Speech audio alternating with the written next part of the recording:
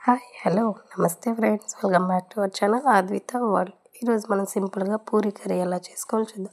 మేమైతే 2 ఆనియన్స్ పొడవుగా కట్ చేసుకున్నాం, ఒక సగం క్యారెట్, ఒక బంగాళదుంప కట్ చేసుకున్నాం. ఆ తర్వాత పొయ్యి మీద గిన్నె పెట్టుకొని అందులో 4 టేబుల్ స్పూన్స్ ఆయిల్ వేసుకోవాలి. ఆయిల్ అనేది హీట్ అయిన తర్వాత తాలింపు దినుసులు వేసుకోవాలి. అవి కొంచెం ఫ్రై అయిన తర్వాత మనం ముందుగా కట్ చేసుకున్న పొటాటోని, క్యారెట్ని వేసుకోవాలి. ఇవి కొంచెం ఆయిల్లో ఫ్రై అవనివ్వాలి.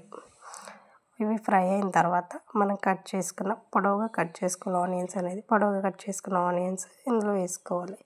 ఇవి మొత్తం బాగా ఫ్రై అవ్వాలి. మీ దగ్గర పచ్చిమిర్చి ఉంటే ఒక 2 పచ్చిమిర్చి కూడా సన్నగా కట్ చేసుకొని వేసుకోండి. నా దగ్గర లేదు ఫ్రెండ్స్, అందుకని స్కిప్ చేసేసాను.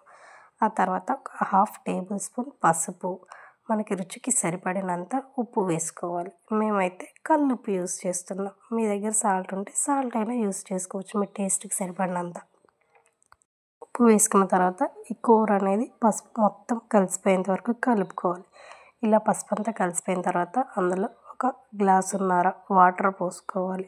ఈ కర్రీకి కొంచెం వాటర్ ఎక్కువగానే ఉండాలి ఫ్రెండ్స్, ఆనియన్స్ అనేది ఉడకాలి కదా.